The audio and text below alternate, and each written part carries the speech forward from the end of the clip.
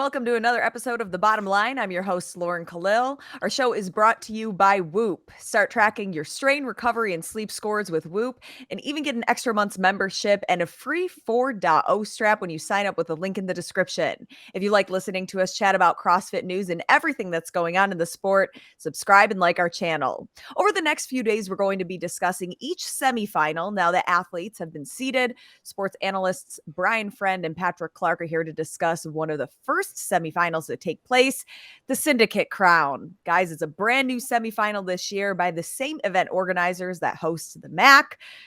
The floor, it is stacked both on the women's and men's side. What are your first takes when we look at the men's field? Brian, we can start with you.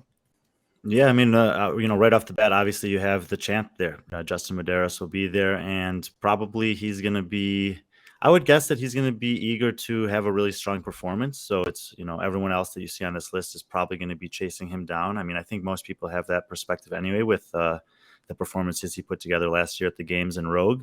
But I think that he might have a little bit of a bitter taste in his mouth from what happened last year in semifinals.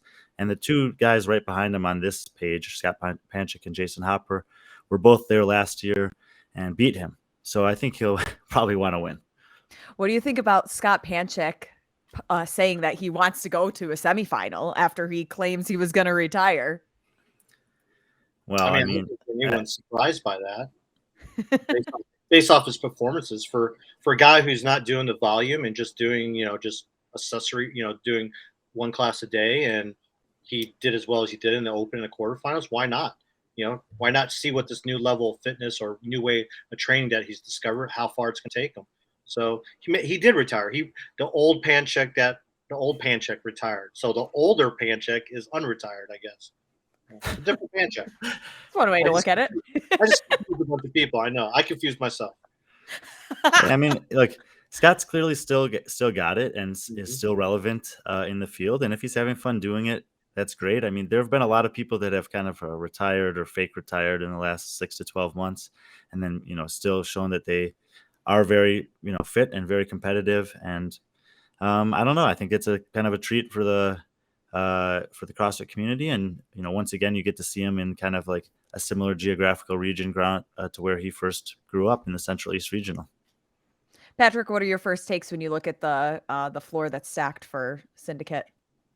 I mean, it's a way to start off the semifinal season. Again, like Brian mentioned, Justin's probably got a little bad taste in his mouth. I mean, he actually did really good. I think he was really pleased with his performance, especially since that was the first competition since he won since the 2020 games and live competition. And Jason Hopper kind of came out of nowhere in that MAC, and he won it. He pretty much dominated from day one. From the first event. So I think they have a little friendly rivalry between the two. I think they're friends with each other. Obviously, they're both Loud and Live athletes as well, and they go, and I think this will be fun now that they know each other. I think this is going to be fun to see these two on the floor competing head to head against each other, and it'll be interesting. It'll come down to the programming.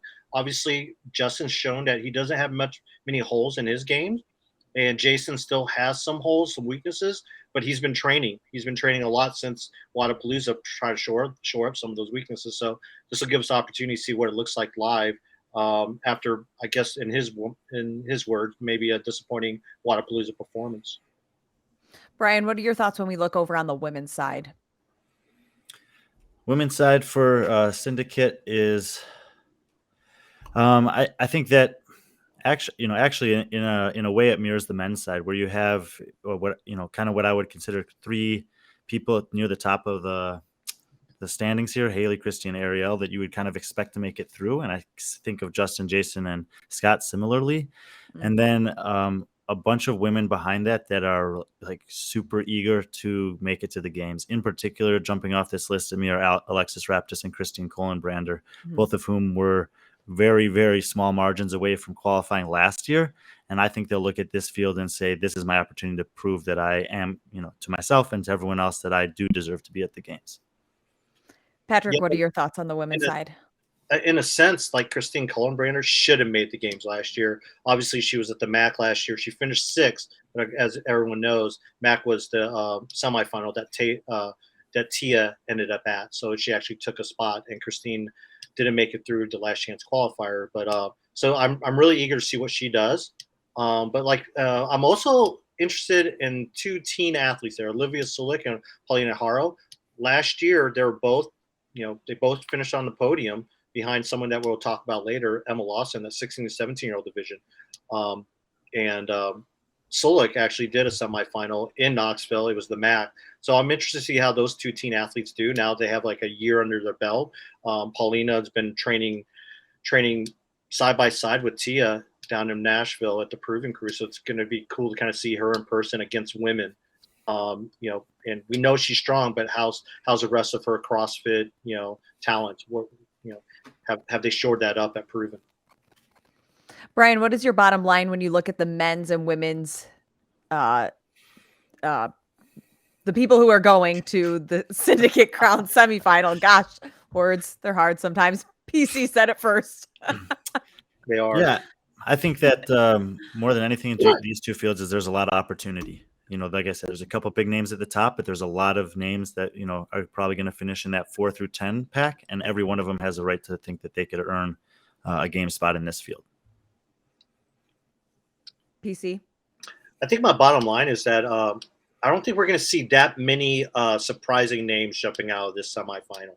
I think we're going to see some proven veterans. Well, you might have one or two lesser known athletes that are trying to make a name for themselves, kind of maybe get a spot. But I think the Syndicate, it's filled with heavy hitters, specifically veterans. And I think the veterans in this particular semifinal is going to lead the way.